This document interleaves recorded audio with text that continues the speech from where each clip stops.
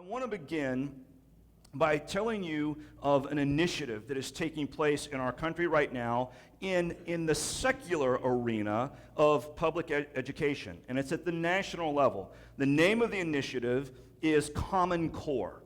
And what it means, basically, Common Core, is what it sounds like, is that there is an initiative all the way across our nation that almost all of the states have already adopted that says, look, we're going to have a common core of understanding of what children, how they need to be educated, and the kinds of things that they need to learn. Now, the initiative is a response to the fact that in recent decades, our kids here in America have fallen behind internationally, particularly in math and science. In recent years, testing on our kids here in America has shown that out of 39 industrialized nations, they are coming in about 32nd. And what our nation and what the leaders of our nation have wisely realized is that America cannot continue being the leaders of the world into the 21st century with those kinds of numbers. We cannot continually be raising up kids and educating kids who are coming in 32nd out of 39 of the industrialized nations in the world and think that we're still going to be the leaders of the world on into the 21st century. And so they're responding to that with a much more, basically, I'm going to talk about this more here in a minute, but with a much more rigorous curriculum. It's just a lot more rigorous. Now, let me just say two things. First of all, I totally applaud that effort. I absolutely believe in it. I think it's the very thing that we need to do. I've been teaching part-time at the high school level for like a decade now. I've been doing a lot of tutoring, and let me tell you, our kids, they need to be better educated. I tutor in math and science, and one of the things I see all the time is math students they're straight A students in math, and they'll get into high school and they'll take a physics class where in physics, all physics is, every single problem is a word problem, okay? So every single problem is you have to figure out a way to apply the math that you know, and straight A students are failing because they don't know how to apply the math that they've learned. They've just learned the steps. And so we have to do better than that. And the other thing that I want to say is I believe that we will succeed in that. I am a patriot. I believe in the American spirit, and I believe that in the years and maybe decades to come, that our kids will become number one again. I think we'll lead the world in education, and I think we'll lead the world into the 21st century. I believe it's often been said by recent historians that the 20th century was the American century. I believe the 21st century is going to be the American century too. Okay, so I believe that that's going to happen. But here's what I want to say to you, that as that is happening in the secular arena, there really desperately needs to be a parallel effort in the Christian arena. In other words, we need a Common Core-esque kind of curriculum in our children's education in Christianity here in America. We desperately need that. Here's the reason why.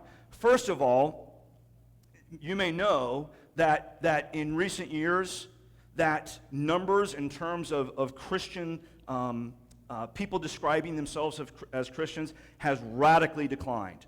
In Europe, it's all but gone. In America, it is declining incredibly fast, and it's declining in the direction of age. In other words, the younger a person is, the less likely they are to describe themselves as a Christian. And so right now in our country, at the high school level, only about 4% of high schoolers would describe themselves as passionate Christians.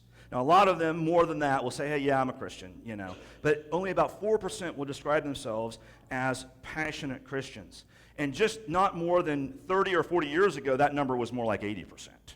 There was a radical difference. And so there's been this huge decline in our country.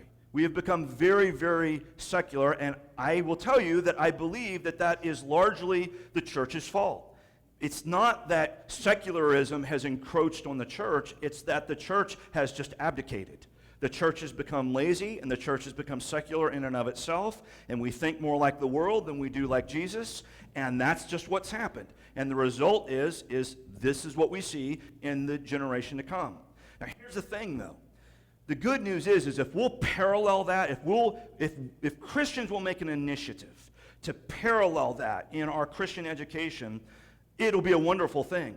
Because what will happen is that our kids are going to be taught in the secular arena how to think critically, and then we're going to teach them how to think critically concerning their faith. So in other words, they're already going to be used to that, and they're going to just naturally be able to do that when it comes to their faith. But here's the thing, if we don't do that,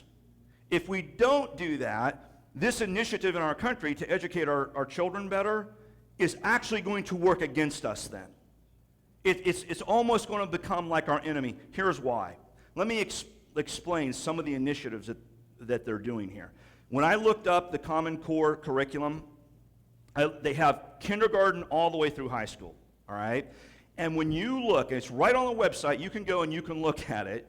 When you go to that website and you look at kindergarten, one of the stated objectives and goals for kindergartners when it comes to in the arena of math and science, one of the stated goals is to begin teaching them to think algebraically in kindergarten. Now, I don't know about you, but it's like all I remember from kindergarten was nap time, recess, and snack time. You know, this just seems like that's all we did. You know, I got to school and, as soon as we got there, it was like recess time, and then you come in and snack time, and then we had these rugs that we would like lay out. You remember? You'd lay the rugs out on the floor, and everyone was laid down for nap time, and now looking back on that, I realize it was to give the teacher a break because we're driving her crazy. And so, and then get up, okay, recess time to go play again, so play and come back in, time for another snack, time to nap, and then go home. That was kindergarten. And they're talking about algebraic thinking in kindergarten. Okay, so there is going to be a radical difference. Now, let me tell you something. Let me tell you that term, algebraic thinking, let me tell you what that's code for. That is code for logical deductive reasoning. Now, when we start instilling our kids in this country with logical deductive reasoning, here's going to be the emphasis.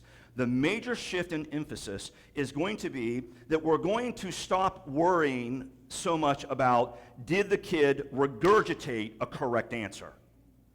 The shift is going to be we're going to teach them how to think critically. So we want to know if you give an answer, why did you give that answer? What is your reasoning for giving that answer? And the power of that is this, is that when you learn to think critically, when you learn to think in a logical, deductive manner, if you can do that well, the answers and conclusions you come to are inescapably true. They're going to be true because you have reasoned correctly. And so that's the goal. But along with that goal, when you teach someone to think critically, not only do they know right conclusions, but they can come to them on their own. They don't have to just sort of memorize, correct conclusions. And that would change then what I described to you earlier about kids, who made straight A's in math, but then they take a physics course and they fail it because they can't apply the math. They don't understand the math that they're doing. They're just regurgitating steps. They learn how to do steps to solve an equation, but they don't understand how to apply it. Well, that would stop happening because all along the way, from the time they're little, they're going to be taught, okay, why did you do that step? What is the reason for that step? But as we go along that journey with them, understand that critical thinking will mean other things too. And the foremost thing that it will mean is that you don't believe anything unless you have a reason to believe it. And many times here in this church, I've told you, what is faith? What is faith? And I've started by telling you what it's not, at least according to the leadership of this church. Here's what faith is not. I don't want to put you on the spot, but I'm wondering how many of you know that answer. How many of you know the answer right now? I know Pastor Brett does. He's raising his hand. Is there anybody here who knows what we have told you what faith is not? Okay, if you don't know, you should write this down and etch it into your memory. Okay? Faith is not what we believe in the absence of evidence. That is not faith. What faith is what we believe in enough to live for and die for. That's what faith is. And if your definition of faith is what I just believe, even though there's no evidence for it, if that's what your definition of faith is, no one from the upcoming generation is ever going to adopt that notion of faith. Not if the Common Core succeeds. Because their natural inclination will be to say, well, why would I believe anything that there's no reason to believe it, that there's no evidence for believing it? I'm not going to believe something like that. You've got to give me a reason to believe it. So what would be some of those things? What would be some of the things that wouldn't be a reason? Here's one of them. Because my mom and dad told me so. They will be taught, either directly or indirectly, that just because my mother and father tell me something, that doesn't make it true. Now, let me tell you something. You know why they'll be taught that? Because that's right. That's right. Okay? Mom and dad saying something is true does not imply that it's true. That does not make it true. And so they will be correctly being taught that somebody just saying that something is true doesn't make it true, you see. And so there will no longer just be, well, Pastor Joe told me so, or my mom and dad told me so, or my Sunday school teacher told me so. So these people told me so, and so I just sort of believe it. That won't be happening anymore. Now, you might say, you know what, I just think that that's a rebellion. They're just teaching them rebellion against authority. But isn't the ultimate authority truth? I mean, the ultimate authority is just truth. And so if the reasoning that we give them leads them to true conclusions, that is the authority. And that's what we want. So here's the thing. When they're taught how to think critically, and one of those things mean that I just don't accept things because somebody says it's true, or I don't accept things without reason or without evidence, if the church, and I think this is one of the big problems in the church, is that our definition of faith has been just what we accept without evidence. What we accept because we were raised in it, and because our preacher and our Sunday school teacher and our parents told us it was so, and so that's why we believe it. And so that has trickled down, and that's the way we teach our kids. And the reality is that for most adult Christians, have you ever seen the game show, Are You Smarter Than a Fifth Grader? You ever seen that game show where they ask adults like these fifth grade questions, and oh man, oof. I mean, they really don't know the answer sometimes, you know, but adult Christians, they have an education of their faith that is probably on par with the typical, what would be appropriate for a fifth grader to learn about Christianity, which is why some adult Christians don't even want to teach Sunday school. They're afraid they don't know the answers. And let me tell you that that's going to get only worse, because as the kids get smarter, they're going to be asking even more critical questions. A decade from now, a Sunday school teacher is going to be teaching in Genesis about Cain and Abel. That's Adam and Eve's children, sons, for those of you who might not have known. Okay, and how that Cain slew Abel, and he was driven out, and it says that Cain was driven out into the land of Nod, and then you're going to teach about, and there's where he met his wife, and they had children, and they built a whole city. And some smart, clever little kid's going to say, where did his wife come from? And what are you going to say? Some clever kid's going to ask that question. And more of them are going to be like that. But here's the thing. If we will be the people who say, you know what, we need to buckle down, and we need to understand our faith at the adult level. We need to understand what our faith teaches, and we need to begin teaching our children this. Then what will happen is that this Common Core stuff, kids who think critically, that'll just be an advantage to us, because we will raise up a generation of scholars. And let me say that is the goal here in this church. One of the things that we've said, the way we've described it, is that what we eventually want to get to is we want to get to a curriculum that goes, from nursery all the way through high school, through graduation, and that kids who've been here that entire time, that when they go off to college, that they will be prepared to convert their atheist philosophy professor rather than the other way around. That's how we describe it. Because right now what's happening is out of all of the Christians, kids who start university at the freshman level, 50% of them say by the time they graduate that they're no longer Christians. And the reason why is because they've been educated, and there's professors in there, there's physics professors and philosophy professors and sociology professors and anthropology professors, and a ton of them are atheists. And they even will sometimes make fun of kids who have religious beliefs. And they have all the answers, and most of those guys understand their faith better than they do. And so they walk out of the university thinking, you know what, I was just stupid, I was wrong. We have to change that. We have to change that, because let me tell you that Christianity is the faith that changes. It is the faith that has the answers for the world today. It is the faith that can do all of that. And we just have to tap into that and teach our kids that. Here's the second thing. Well, you know what? Before I go to the second thing, let me tell you how we're going to address that, okay? So a year ago, we basically didn't have a kids ministry in this church. We just basically didn't have one. And so, Brett and I, it was on our hearts. We felt the need not only to have a kids ministry, but to have it for this very purpose. We've been talking about this for more than a year. And so we said, okay, we got to figure out what to do here. And we called one of the big churches up north that's a part of our denomination. They have like 3,500 people come to the church, and their children's minister came down, and he talked to us, and we just basically put together a plan. We kind of had a philosophy about, how do we do this? The problem is at that moment, even though there were some people who were interested and thought it was a good idea, at that moment it seemed like that there was no one there to really take a hold of that and do that. And so somebody stood up, Tara Eschenbach. You've seen her up here several times, doing the kids thing. She said, okay, you know what? I will take a year out of my life, and I will dive into this thing, and I will get this thing started. And that's exactly what she did. And she's done an incredible job, and this church owes her a huge debt of gratitude for doing that.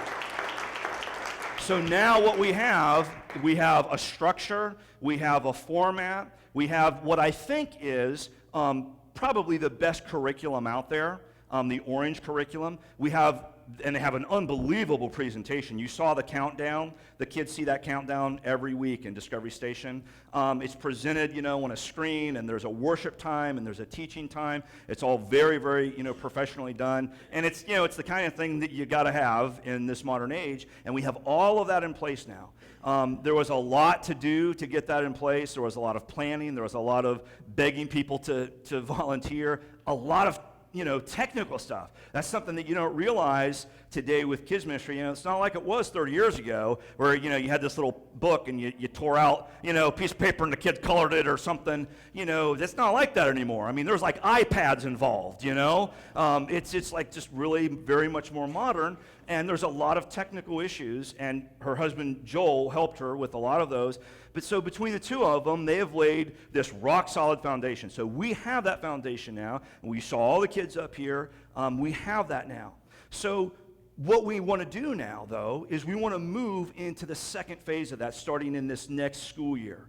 And so what Brett and I have talked about is we said, okay, so, we believe that this kind of critical thinking, it's got to be layered in there. We've got to be able to teach them. And so what we've said is, okay, so we've got to go beyond just the curriculum that we're using now, the orange curriculum. And so what we've decided to do is that we're going to, in this next year, is we're going to start layering in education, they refer to that as scaffolding. We're going to scaffold in deeper questions. We're going to scaffold in some of this kind of thinking. Now, that's going to be like a huge thing, right? And who of us is going to be able to do that? So what we've said is, look, we're going to have to make a paradigm shift here, because we're going to have to put more resources into doing that. There was volunteers who helped this past year, who helped, Tara and Joel, but honestly, the bulk of the effort really laid on their shoulders. Tara wasn't in church for 10 months straight because she was back there every single week.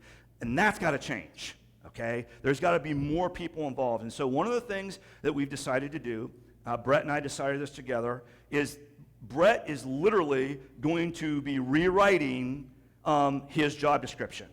And now he is going to be putting some serious effort into the children's ministry, and his wife, Arlene, is also going to be a part of that. And here's why. Arlene's just finished her degree in elementary education. She knows all about this Common Core type of curriculum, and this year she's going to be teaching, the Common Core curriculum in the secular arena. So she's like kind of the perfect person to know how to take that philosophy and put it over into a children's curriculum for the church, and her husband has the theological background. So here's what we're talking about. We're literally talking about taking our associate pastor, Brett, and his wife, Arlene, who has a degree in elementary education, and putting a huge amount of their effort into our children's ministry. In other words, we need a pastor with the theological understanding of a pastor. Well, actually, I don't want to say that. A theological understanding of a great pastor. The theological, and it's true. The theological understanding of a great pastor to apply to 7-year-olds. So do you understand how seriously we're taking this? And of course, we can't just, if Brett just went in and talked to him, they would, what are they talking about? So Brett's got to kind of, Brett's got to kind of give it to Arlene. Arlene's got to kind of, make it so, okay, how would an elementary school kid understand this? And then make that happen. And so they're really kind of going to be spearheading this for the next phase, the next school year of our Discovery Station. Now, Tara is going to stay on board to help them with that transition because, for one thing, Tara basically knows everything that's going on back there, and nobody else knows the system like she does. And so we need to train other people to just know things like how to download from the internet the curriculum that we're using and all of these things, and that's a process. But we are committed to spreading that process out. So our administrator, Judy, is going to be doing the scheduling. She's going to be calling you people to come, and she's going to be nagging you. Arlene, we're going to be nagging you. I'm going to be nagging you, okay, to be involved in children's ministry. And we're going to spread some of those responsibilities out so there's a lot more of us involved. But I want you to see how serious we're taking this. We said it at the beginning, a year ago, that we have to make a paradigm shift to where we are a children's-centered church here. And that's what we're doing. And we're going to step it up year after year after year, until we are intensely a child, young person focused church, where that the children are just the most important people, because then there's a real sense in which they are. And so that's what we're doing, and that's how we're going to address some of these challenges that I've just talked about. Let me end with this. There's just one more challenge that I want to mention to you. The other thing is this, is the sense of community. Years ago, community was just, you came together at your local church and everybody just sort of knew each other, Now, number one, people are just a lot busier, it seems, today than they were 30, 40 years. When I was growing up, they just seem a lot busier. They've got more on their plate, they don't have time. But here's the interesting thing with kids. Their sense of community with the technology that's coming on the scene and Facebook and everything is radically different than how we think of it. My nephew Jason, this was like 5 years ago, he used to play, these games that they have, like Mortal Kombat, I don't know why so many of these games are all about war. There's these guys on these missions, and you look at it on the screen and everything. I know, but it's telling me I got to wrap it up, so I'm going to wrap it up here real quick. But so he was playing this game, and he's got this headset on, right? And he's got a little microphone, and he's talking to somebody. He said, no, go this way, go this way. So he's playing this game real time with this other kid via the internet, right? So they're playing this game together. Well, so they get done. Actually what happened is I was kind of watching, I was kind of just fascinated that they can do that wirelessly and they can be hooked into the same virtual kind of game, and they're playing it. And they said, all of a sudden he said, oh, yeah, okay, man. All right, I'll talk to you tomorrow. And he quit. He took his headset off. And I asked him, I said, what happened? Now, he was at my house, and it was like 9 o'clock in the morning when this happened. He had just gotten up a little while ago. He'd spent the night. And I said, what happened? And he said, my friend had to go to bed. And I said, go to bed? What do you mean? It's like 9 o'clock in the morning. He said, oh, he's in Korea. It was nighttime in Korea where he was playing this game. And I said, oh, what? The kid you were just playing with? That kid's in Korea? And he said, yeah. I said, he could speak English? And he said, Uncle Kevin, all the kids in Korea can speak English. He said, and then he said this, he said, but you know what? He said, it's funny because I heard his mom, and his mom's telling him, I could hear her over his microphone, and she was speaking in Korean. And he said, oh, that's my mom. She's telling me I have to go to bed. But here's what I just want to point out a few things. Their sense of community is different.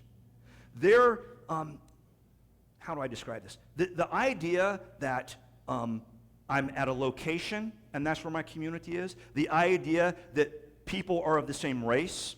The idea that they're of the same country even. That's what sort of defines community for me. That's going away. That's just frankly disappearing. And we've got to figure out, and I don't know the answer.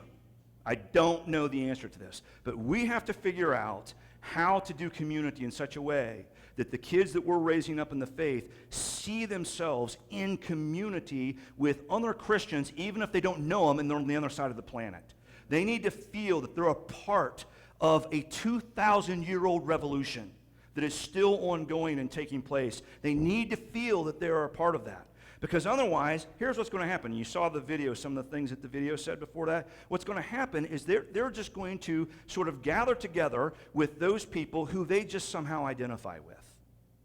And who knows what that'll be. And the community that's already taken place because of the breakdown of just sort of, religious beliefs and racial beliefs and other things like that, they're already so integrated that the influences are becoming very, very muddled. Let me give you an example. I talked to a young lady here just recently, raised in a Christian home. Her father's a pastor. And she said, I understand the whole homosexual thing. But she said, let me tell you something. If I'm presented with a ballot in a ballot box and I'm voting on whether or not gay marriage should be legal, I'm voting for it to be legal because I think it's wrong that we should try and keep them from doing what they want to do. That's how the majority of young Christians feel right now. Now look, don't hear what I'm not saying. I'm not saying that we need to compromise our values, but I am saying this, is that we need to take a step back and take a hard look at our values. And we need to figure out which are the things that we've adopted more because it was just part of our culture, and the things that we adopt because they were part of the first century church and they're laid out thematically in the Word of God. We need to make a decision between those two things and understand what our values are. Because if we don't do that, here's what will happen. What will happen is that we will compromise. Because as the world becomes more secular, what will happen is that in order for the church to minister to that world, we'll just become more secular. That's exactly what will happen, and it's already happening right now. Right now in churches, if you go to a big church that's doing well and growing fast, if you listen to the messages there, you will never hear a message on God's wrath. In the 99% of them, you will never hear a message on punishment, God's wrath. The word hell will never be mentioned. It just isn't mentioned. You know why? Because that's not popular. And we have a more and more secular world, and if we want to grow our church, you know what? We can't say things that are unpopular. What we have to do is we have to understand the ways in which we've been wrong, but we have to not compromise on the unique moral values that Christianity lays out for us. And we need to teach them in a way that they make sense, that people, when they hear the teaching, they say, you know what? Yeah, that would be a struggle for me, but that makes sense. That's what would change the world. And we need to raise our kids that way. And that's going to be a challenge, and we're going to work very, very hard at it, but I hope that we will be the kind of church who's willing to make that effort. And I know I'm going really long here, and we got communion, but this last thing I'll say. In Scripture, Matthew 19:13, it says that little children, people were bringing their children to Jesus, and the disciples were shooing them away. Leave the master alone. Don't bring him these little children. He's too important for that. And Jesus' response was, let the little children come to me, for such is the kingdom of heaven. I know it's easy for us busy adults to fall into the pattern that children should be seen and not heard. It's easy for us to fall into the pattern of, let's just find a place that we can shuffle them off to so that, we can have church and enjoy ourselves and not have screaming kids around. It's easy to fall into that pattern. We must not fall into that pattern. And we will do whatever it takes here not to. So I hope that you, with me, will strive to be that kind of church. And that we'll change the world through our kids. Pray with me. Heavenly Father, Lord, I pray that we just help us to see, Lord, that it's not a platitude when we say that the children are our future. I know it sounds like a platitude because it's been repeated so many times, but Lord, so often, platitudes are just those truths that we've gotten tired of hearing. Lord, help us not to grow weary of hearing the truth. And Lord, help us to see that there is a calling. Help us to embrace the fact that there is a calling, particularly, I believe, in this nation, in America today, Lord, to step it up with our kids, Lord. Lord, help us to see that we have a responsibility, Lord, to raise them and, yes, even indoctrinate them in the faith, but to do so in such a way that they are better prepared and better equipped than we are, Lord, to go out and to win a changing world, Lord, to go out and win a world that seems to be drifting further and further away from the truths of the Christian faith, Lord. Lord, that's going to be a monumental task in the decades to come. Lord, help us to be the people who begin, as we preached last week, digging the ditches that need to be dug, Lord. Help us to be the ones who begin preparing to do that now, because we start taking it seriously right now. Lord, what we're shooting for, it'll be years in the making. Well, I mean, unless you do a miracle, and so I ask for that. But Lord, by all accounts, it'll be years in the making, so Lord, help us not to grow weary. Help us to go forward and look for the fruit of long-term labor, Lord, of long-term effort in serving you through the children that you've given to us, Lord. In your heavenly name we pray.